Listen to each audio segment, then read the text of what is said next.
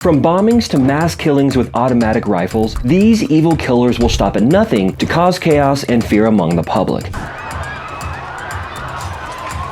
Watch the reactions of these cold-blooded villains when they face the consequences of their actions and are given a sentence that will end their lives inside cold prison walls. Disclaimer. What happens when someone detonates a bomb in a public area, as Dzhokhar Tsarnaev, one of the bombers of the Boston Marathon, did? According to accounts, on April 15, 2013, Dzhokhar and his older brother Tamerlan Tsarnaev set up 2 makeshift pressure cooker bombs close to the Boston Marathon finish line, resulting in 3 fatalities and hundreds of injuries. Just as the race was about to end, the first bomb went off. With the bombs in their backpacks, the 2 brothers were seen on CCTV making their approach to the finish line. Dzhokhar set down his backpack and stepped away while witnesses struggled to understand the initial blast.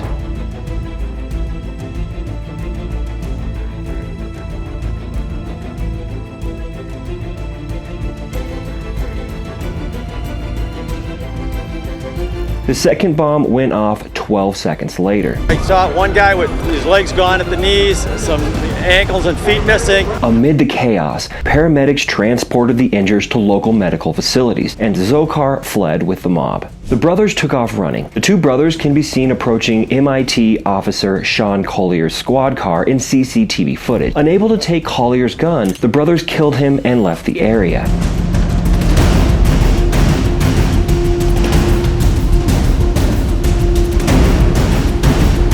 After that, they compelled the owner of an SUV they had carjacked to accompany them. The proprietor of the next to the gas station fled and dialed 911 as they pulled over.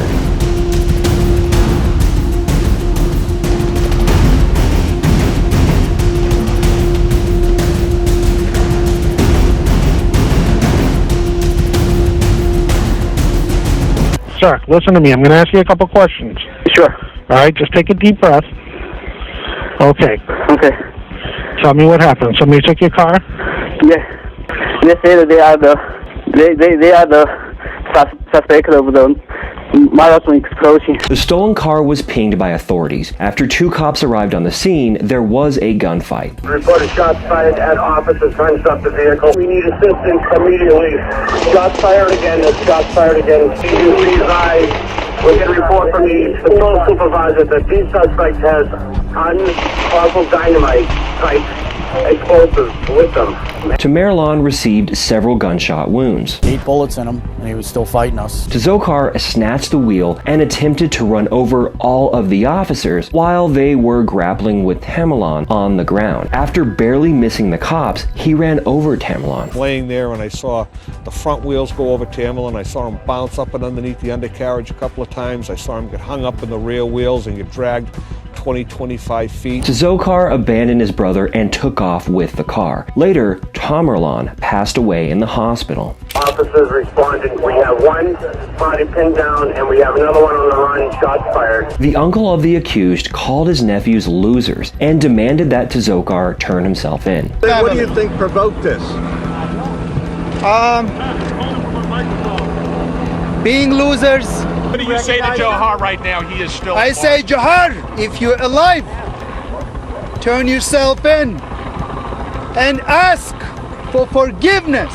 A manhunt was then started in an attempt to apprehend Dzhokhar. Authorities afterwards got an odd 911 call. I have a boat in my yard. There's blood all over the inside.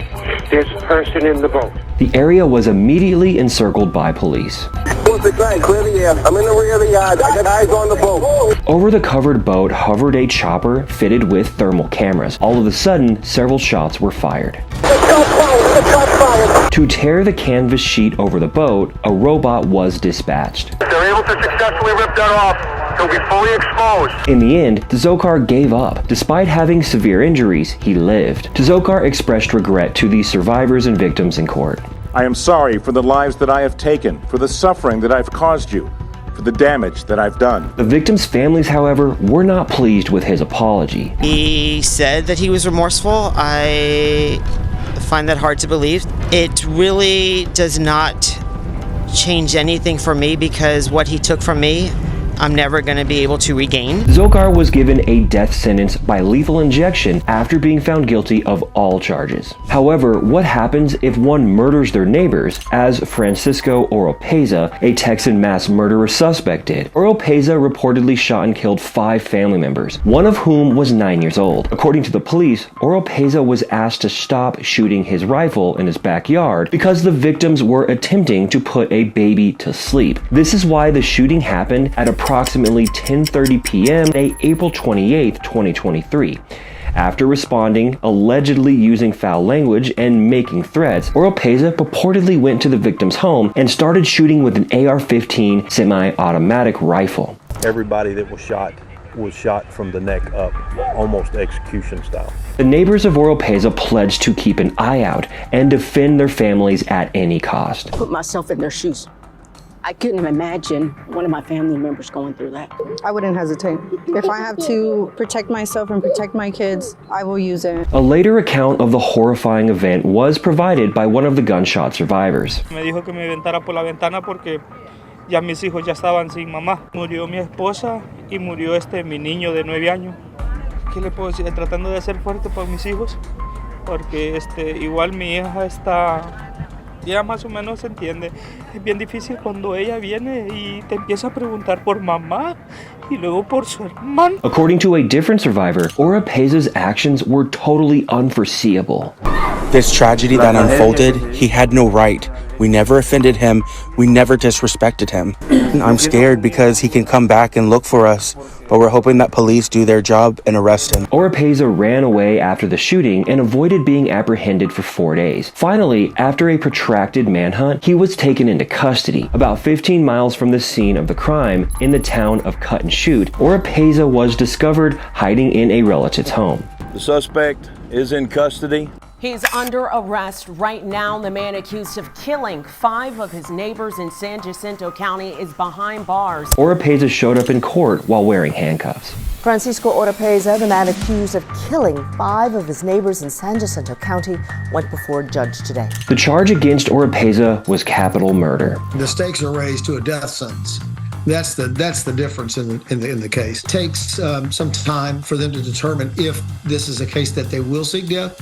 But when you have a multiple murder situation and children that are killed, I'm going to be highly surprised if they don't take the opportunity here to seek the death sentence. Francisco Oropeza denied any involvement in the killings. The legal matter is still pending. How does it stack up against the idea of murdering several people in a cinema, as James Holmes, a Colorado mass murder suspect, did? The mission was to go to the theater and shoot as many people as possible. Reports state that on July 20th, 2012, Holmes opened fire on an Aurora, Colorado movie theater during a showing of The Dark Knight Rises, killing 12 people and injuring 70 more. Holmes stayed in his car for 30 minutes before going into the movie theater. Taking his medicines first, he put on his gear, then reached for his firearms. Holmes' entrance inside the theater was captured on camera. 30 minutes later, the theater called 911, alerting the authorities. 911, where's your emergency? I can't hear you. What address? I can't hear you. Give me the address again. Say it loud. Within minutes, the first responders showed up at the scene.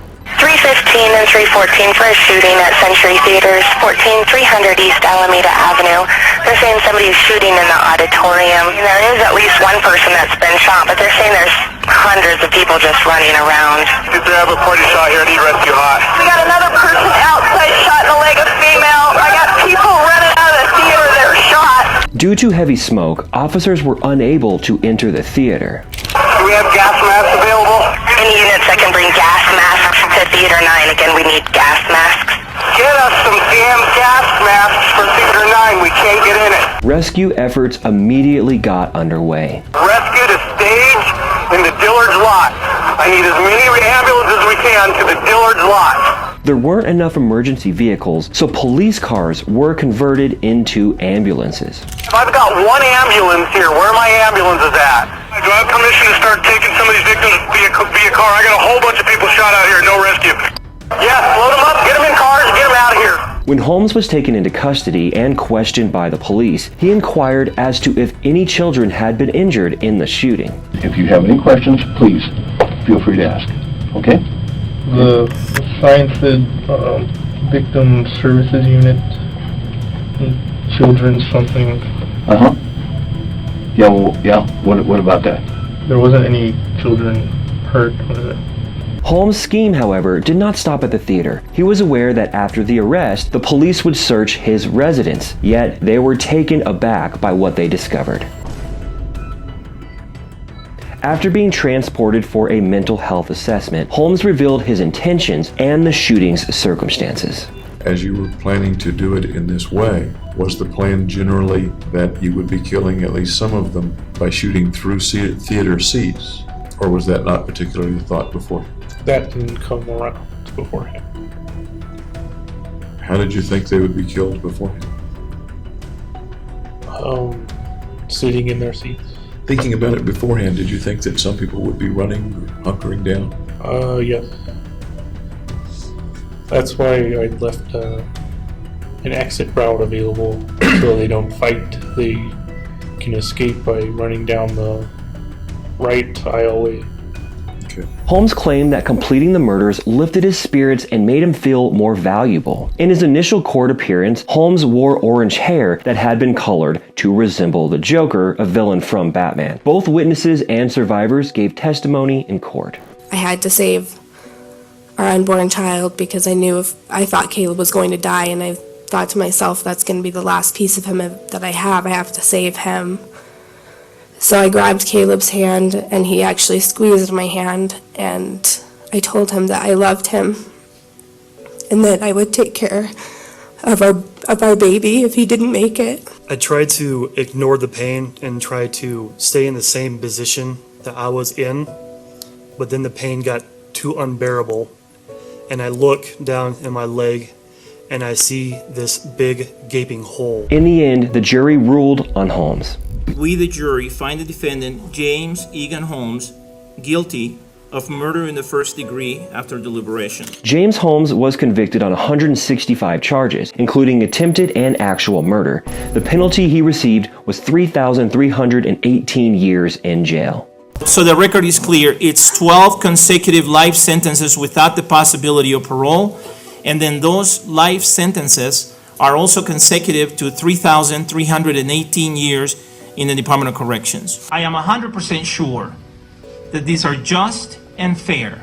I want to make it clear that it is the court's intention that the defendant never set foot in free society again. Sheriff, get the defendant out of my courtroom, please. If you want to see more questionable cops and insane arrests, click the next video on screen.